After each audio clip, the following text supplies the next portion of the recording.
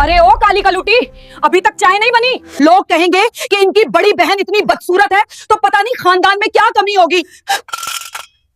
अगर खाने में कोई कमी हुई तो तेरी खाल उधेड़ दूंगी। शहर के एक पुराने मोहल्ले में एक बहुत ही पुराना मकान था जिसकी दीवारों का प्लास्टर जगह जगह से उखड़ चुका था और उसी मकान की चार दीवारी के अंदर सकीना की पूरी दुनिया सिमटी हुई थी। सकीना, जिसकी उम्र तो अभी सिर्फ 7 साल थी, लेकिन उसकी आंखों में ऐसी उदासी थी जैसे उसने सदियों का गम देखा हो। सकीना का कसूर सिर्फ इतना था तो उसका रंग गहरा काला था। उसकी मां तो उसे जन्म देते ही अल्लाह को प्यारी हो गई थी और यह बात भी सकीना के लिए एक ताना बन गई थी। मोहल्ले की औरतें और खुद उसके घर के लोग कहते थे कि यह लड़की तो पैदा होते ही अपनी मां को खा गई, मनहूस है, काली है। सकीना के वालिद जनाब अहमद साहब एक बहुत ही शरीफ और सीधे साधे इंसान थे। वे सरकारी दफ्तर में एक छोटी सी नौकरी करते थे। बीवी के इंतकाल के बाद घर को संभालने के लिए और सकीना की परवरिश के लिए उन्होंने दूसरी शादी कर ली थी। नई अम्मी का नाम रजिया था। रजिया जब ब्याह कर आई तो शुरू में तो उसने सकीना को थोड़ा बहुत प्यार दिखाया, लेकिन जैसे ही उसकी अपनी बेटियां पैदा हुई, रजिया का बर्ताव पूरी तरह बदल गया। रजिया की 2 बेटियां हुई, साइमा और नाजिया। कुदरत का खेल देखिए कि रजिया की दोनों बेटियां चांद जैसी गोरी और खूबसूरत थी। उनकी आंखें नीली और बाल सुनहरे थे। अब एक ही घर में अंधेरा और उजाला दोनों साथ साथ पल रहे थे। एक तरफ सकीना थी जो घर के एक कोने में सिमटी रहती, जिसका रंग तवे जैसा काला था, और दूसरी तरफ साइमा और नाजिया थी जो तितलियों की तरह पूरे घर में चहकती रहती थी। बचपन से ही सकीना के कानों में जो अल्फाज सबसे ज्यादा पड़े हुए थे, हट जा काली, पीछे हट, तू क्यों सामने आ गई।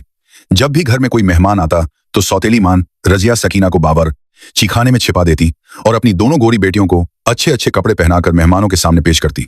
अगर गलती से सकीना बाहर आ जाती तो मेहमान पूछ लेते कि अरे ये कौन है, क्या यह आपकी नौकरानी की बेटी है। यह बात सकीना के नन्हे से दिल पर हथौड़े की तरह लगती। रजिया फौरन बात बनाती और कहती, हाँ, यह घर के काम में मदद करती है, दूर की रिश्तेदार है। बाप अहमद साहब यह सब देखते, लेकिन वे अपनी तेज तर्रार बीवी के सामने कुछ बोलने की हिम्मत नहीं कर पाते थे। वे बस कभी कभी छुपकर सकीना के सर पर हाथ रख देते और कहते, बेटी दिल छोटा मत कर, अल्लाह सब देख रहा है। वक्त गुजरता गया और बच्चियां बड़ी होने लगी। साइमा और नाजिया स्कूल जाती, कॉलेज जाती, नए नए फैशन के कपड़े पहनाती और दोस्तों के साथ घूमती, लेकिन सकीना के लिए घर की दहलीज पार करना भी मना था। रजिया ने उसे घर की नौकरानी बनाकर रख दिया था। सुबह सूरज निकलने से पहले सकीना उठ जाती, पूरे घर का झाड़ू पोछा करती, सबके लिए नाश्ता बनाती, कपड़े धोती, बर्तन मांजती, और इसके बदले में उसे क्या मिलता? सिर्फ रूखी सूखी रोटी और ताने। रजिया हमेशा चिल्लाती रहती, अरे ओ काली कलूटी, अभी तक चाय नहीं बनी। अरे ओ मनहूस, तूने फिर से सब्जी में नमक ज्यादा डाल दिया। सकीना चुपचाप सब सुनती और अपनी आंखों के आंसू अपने काले दुपट्टे में छिपा लेती। उसे लगता था कि शायद काला होना कोई गुनाह है जिसकी सजा उसे मिल रही है। साइमा और नाजिया भी अपनी मां के नक्शे कदम पर थी। वे भी अपनी बड़ी बहन सकीना को बहन नहीं समझती थी।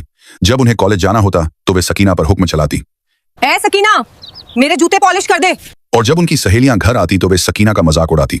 देखो देखो, ये हमारी घर की पुरानी मशीन है जो कभी थकती नहीं है। सब लड़कियां हंसती और सकीना का दिल छलनी हो जाता। सकीना ने अपनी तन्हाई का साथी अपने रब को बना लिया था। घर के कामकाज से जब भी थोड़ा वक्त मिलता वह वजू करती और कुरान शरीफ खोलकर बैठ जाती। उसका रंग भले ही काला था, लेकिन उसकी आवाज में इतना दर्द और इतनी मिठास थी कि जब वह कुरान की तिलावत करती तो सुनने वालों के रोंगटे खड़े हो जाते। मगर अफसोस, उसके घर वालों के पास उसकी यह खूबी देखने के लिए आंखें नहीं थी। वे तो बस उसकी खाल का रंग देखते थे। रजिया अक्सर कहती, कुरान पढ़ने से तेरा रंग गोरा नहीं हो जाएगा, कोई नहीं ब्याहेगा तुझे, तेरी तो शक्ल देखकर लोग डर जाएं। तो मोहल्ले में उसकी शादी की बातें होने लगी।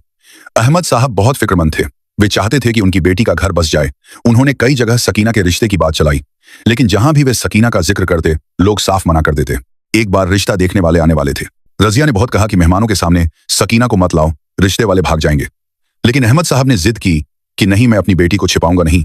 उस दिन को सकीना कभी नहीं भूल सकती थी। उसे एक सादे से सूट में तैयार किया गया। लड़के वाले आए, लड़का, उसके माँ बाप और उसकी बहन। उन्होंने पहले साइमा और नाजिया को देखा जो सजी संवरी घूम रही थी। लड़के की माँ ने साइमा की तरफ इशारा करके पूछा, क्या यह है लड़की? जी नहीं, ये मेरी छोटी बेटी है। बड़ी बेटी सकीना है जिसके लिए मैंने आपसे बात की थी। फिर सकीना चाय की ट्रे लेकर कमरे में दाखिल हुई। जैसे ही उसने नजर उठाई और लड़के वालों ने उसका चेहरा देखा, कमरे में सन्नाटा छा गया। लड़के की माँ ने मुंह बिगाड़ लिया। लड़के ने तो चाय का प्याला तक हाथ में लेने से मना कर दिया। लड़के की माँ ने उसी वक्त सबके सामने कहा, भाई साहब, आपने हमें धोखे में रखा। आपने ये नहीं बताया था कि लड़की इतनी काली है। हमारे खानदान में आज तक इतना काला बच्चा पैदा नहीं हुआ। अगर मेरा बेटा इससे शादी करेगा तो लोग क्या कहेंगे? हम तो किसी हूर परी की तलाश में थे और आप हमारे सामने ये कोयला ले आए।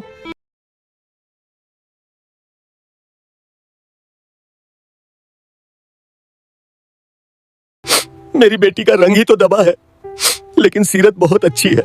अहमद साहब ने हाथ जोड़कर कहा, बहन जी, मेरी बेटी का रंग ही तो दबा है, लेकिन सीरत बहुत अच्छी है। लेकिन लड़के वालों पर कोई असर नहीं हुआ। अंकल, सीरत का हम क्या अचार डालेंगे?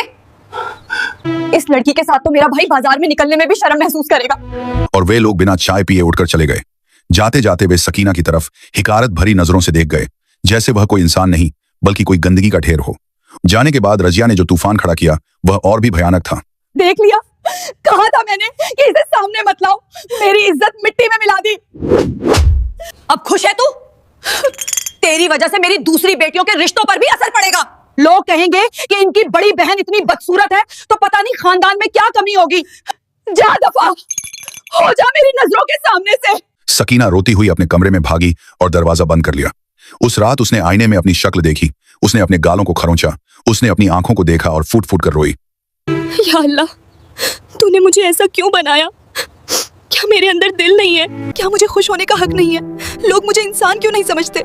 वह पूरी रात जाए नमाज पर बैठी रहे। या मेरे मालिक, या तो मुझे उठा ले या मेरी तकदीर बदल दे, मुझे इस जिल्लत की जिंदगी से निजात दे। मेरा कोई नहीं है सिवाय तेरे, सब मुझे ठुकरा देते हैं, तू तो मुझे मत ठुकराना। उस रात सकीना ने एक अजीब सा सुकून महसूस किया। उसे लगा जैसे कोई कह रहा हो कि सब्र कर ए बंदी, तेरा इम्तिहान सख्त है लेकिन इनाम भी बहुत बड़ा होगा। दिन गुजरते गए। सयमा और नाजिया के लिए अच्छे अच्छे घरों से रिश्ते आने लगे। रजिया बहुत खुश थी। उसने तय कर लिया था कि वह अपनी बेटियों की शादी किसी अमीर घराने में करेगी। सकीना अब घर के किसी कोने में पड़ी रहती। अब तो अहमद साहब ने भी उम्मीद छोड़ दी थी। वे भी थक चुके थे लोगों की बातें सुन सुनकर। वे सोचने लगे थे कि शायद सकीना को पूरी जिंदगी इसी घर में बूढ़ा होना पड़ेगा। फिर एक दिन मोहल्ले में एक खबर आग की तरह फैल गई। पता चला कि शहर के सबसे बड़े सेठ, जिनका लंदन में बहुत बड़ा कारोबार है, उनका बेटा शादी के लिए वतन वापस आया है। उनका नाम हाजी सुलेमान था और उनके बेटे का नाम समीर था। लोग कहते थे कि समीर इतना खूबसूरत और अमीर है कि उसके लिए तो वजीर आला की बेटी भी लाइन में खड़ी हो जाए। हाजी सुलेमान का खानदान बहुत दीनदार और रईस था। वे लोग एक ऐसी लड़की की तलाश में थे जो घरेलू हो और दीनी हो। रजिया ने जब यह सुना तो उसके कान खड़े हो गए। उसने सोचा कि अगर मेरी बेटी साइमा या नाजिया की शादी समीर से हो जाए तो हमारी तो लॉटरी लग जाएगी, हम माला माल हो जाएंगे।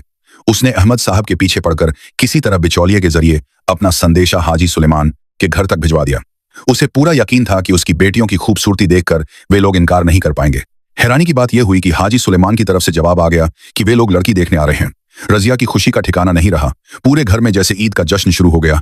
घर की पुताई करवाई गई, नए पर्दे लगाए गए। साइमा और नाजिया को ब्यूटी पार्लर भेजा गया ताकि वे और ज्यादा चमक सकें। तरह तरह के पकवान बनने की लिस्ट तैयार हुई, लेकिन इन सब तैयारियों का बोझ किस पर था? जाहिर है सकीना पर। खबरदार, जो तू उस दिन मेहमानों के सामने आई, तू बावर्ची खाने में रहेगी और वहीं से सारा खाना भिजवाएगी। और सुन, खाना ऐसा होना चाहिए कि मेहमान उंगलियां चाटते रह जाएं। अगर खाने में कोई कमी हुई तो तेरी खाल उधेड़ दूंगी। सकीना ने चुपचाप सर झुका लिया। उसके दिल में भी एक छोटी सी ख्वाहिश जागी कि कोई मुझे भी देखने आता। लेकिन उसने अपनी इस सोच को झटक दिया। उसके लिए तो बस तंदूर की आग और मसालों की महक ही मुकद्दर थी। वह दिन आ गया। हाजी सुलेमान, उनकी बीवी और उनका बेटा समीर 3 बड़ी बड़ी गाड़ियों के काफिले के साथ उनके मोहल्ले में दाखिल हुए। पूरा मोहल्ला उन्हें देखने के लिए छतों पर चढ़ गया। समीर, जो लंदन से पढ़कर आया था, उसने एक सादा सा कुर्ता पाजामा पहना था और चेहरे पर सुन्नत के मुताबिक छोटी सी दाढ़ी रखी हुई थी। वह इतना नूरानी लग रहा था कि देखने वालों की नजरें नहीं हट रही थी। वे लोग घर में दाखिल हुए। रजिया और अहमद साहब ने उनका शानदार स्वागत किया। साइमा और नाजिया को बिल्कुल परियों की तरह सजाकर बिठाया गया था। समीर की वालिदा ने लड़कियों को देखा। उन्होंने तारीफ की। माशाल्लाह, बच्चियां तो बहुत प्यारी हैं। रजिया फूल कर कुप्पा हो गई। उसने साइमा की खूबियां गिनानी शुरू कर दी। जी, मेरी साइमा तो इंग्लिश मीडियम में पढ़ी है, इसे मॉडर्न दुनिया की सब समझ है। ये आपके बेटे के साथ लंदन में बहुत जचेगी। लेकिन समीर खामोश था। उसकी नजरें कुछ और ही तलाश रही थी। खाने का वक्त हुआ। दस्तरखान बिछाया गया। जब खाना परोसा गया तो बिरयानी, कोरमा, कबाब और शाही टुकड़ों की खुशबू से पूरा कमरा महक उठा। समीर ने जैसे ही बिरयानी का पहला निवाला मुंह में रखा, वह रुक गया। उसने अपनी मां की तरफ देखा। मां की आंखों में भी चमक आ गई। खाना वाकई बहुत लजीज था। ऐसा जायका उन्होंने बड़े बड़े होटलों में भी नहीं चखा था। समीर ने अहमद साहब से पूछा, यह खाना किसने बनाया है? जी जी, ये मेरी बेटी साइमा ने बनाया है। इसे खाना पकाने का बहुत शौक है। इसे खाना पकाने का बहुत शौक है। समीर ने साइमा की तरफ देखा और पूछा, क्या वाकई आपने बनाया है? इसमें कौन कौन से मसाले डाले हैं? साइमा घबरा गई। उसे तो यह भी नहीं पता था कि बिरयानी में हल्दी डलती है या नहीं। वह हकलाने लगी। जी, वो अम्मी ने बताया था। मसाला, वो पैकेट वाला। समीर समझ गया कि झूठ बोला जा रहा है। उसने नरमी से लेकिन मजबूती से कहा, देखिए खालाजान, मैं लंदन में रहा हूँ, लेकिन मुझे इंसान की परख है। जिस हाथ ने ये खाना बनाया है उसमें सिर्फ हुनर नहीं बल्कि बहुत सारा सब्र और मोहब्बत है। कमरे में सन्नाटा छा गया। रजिया के पसीने छूट गए। अहमद साहब ने हिम्मत करके सच बोल दिया, बेटा, आप सही कह रहे हैं, ये खाना मेरी बड़ी बेटी सकीना ने बनाया है। समीर ने कहा। मैं उससे मिलना चाहता हूँ। रजिया ने तड़प कर कहा, नहीं नहीं बेटा, वो मेहमानों के सामने नहीं आती। शर्मीली है और वैसे भी वो आपके लायक नहीं है। उसका रंग। समीर ने हाथ उठाकर रजिया को रोक दिया। अहमद साहब अंदर गए। सकीना बावर्ची खाने में पसीने से लथपथ, मैले कपड़ों में, चेहरे पर कोयले की कालिख लगी हुई बर्तन समेट रही थी। अब्बू ने कहा, बेटी चल, तुझे बाहर बुला रहे हैं। सकीना घबरा गई। अब्बू मैं कैसे जाऊं? मेरे कपड़े, मेरा चेहरा। अब्बू ने कहा। सकीना कांपते कदमों से बाहर आई। उसने सर नीचा कर रखा था। उसका रंग गहरा काला था और सादे से सूती कपड़ों में वह साइमा और नाजिया के सामने बिल्कुल बुझी हुई लग रही थी। रजिया ने मुंह फेर लिया। उसने सोचा, अब तो रिश्ता गया हाथ से। समीर की मां ने सकीना को गौर से देखा। फिर उन्होंने सकीना से कहा, बेटी सर उठाओ। सकीना ने डरते डरते नजरें उठाई। उसकी बड़ी बड़ी काली आंखों में एक अजीब सी कशिश थी, एक पाकीज़गी थी जो शायद साइमा और नाजिया के मेकअप के नीचे दबे चेहरों में नहीं थी। समीर ने सकीना को देखा। सब लोग सांस रोके इंतजार कर रहे थे कि अब समीर क्या कहेगा। शायद वह मजाक उड़ाएगा, शायद वह उठकर चला जाएगा। रजिया तो तैयार थी कि अभी बेइज्जती शुरू होगी, लेकिन तभी समीर ने जो कहा उसने वहां मौजूद हर शख्स को हिलाकर रख दिया। समीर ने अपनी मां से कहा, अम्मी जान, मुझे मेरी जीवन साथी मिल गई। मैं इसी लड़की से निकाह करूंगा। एक पल के लिए लगा जैसे वक्त रुक गया हो। रजिया को लगा उसने गलत सुना है। क्या? इस काली कलूटी से? समीर बेटा, तुम होश में तो हो? ये कोयला है, कोयला। तुम लंदन से आए हो, तुम्हें तो कोई मॉडल जैसी बीवी चाहिए। खालाजान, आप जिसे कोयला कह रही हैं, मुझे उसमें हीरा दिखाई दे रहा है। लंदन में मैंने बहुत गोरी चमड़ी देखी है, बहुत मेकअप वाले चेहरे। लेकिन मैं एक ऐसी बीवी की तलाश में था जिसके चेहरे पर नहीं बल्कि रूह पर नूर हो। जब मैं अंदर आ रहा था तो मैंने देखा कि एक कमरे में कोई लड़की कुरान की तिलावत कर रही थी। उसकी आवाज में जो दर्द था उसने मेरे दिल को छू लिया। फिर मैंने ये खाना खाया जिसमें खिदमत का स्वाद था। और अब जब मैंने इसकी आंखों में देखा तो मुझे हया और शर्म दिखाई दी, जो आजकल बहुत कम मिलती है। खूबसूरती तो वक्त के साथ ढल जाती है खालाजान, लेकिन सीरत हमेशा कायम रहती है। मुझे शोपीस नहीं चाहिए, मुझे एक साथी चाहिए जो मेरे घर को जन्नत बना सके, और वो यही है। सकीना को अपने कानों पर यकीन नहीं हो रहा था। क्या कोई वाकई उसकी तारीफ कर रहा है? क्या कोई उसके काले रंग के पार उसकी रूह को देख पा रहा है? उसकी आंखों से टप टप आंसू गिरने लगे।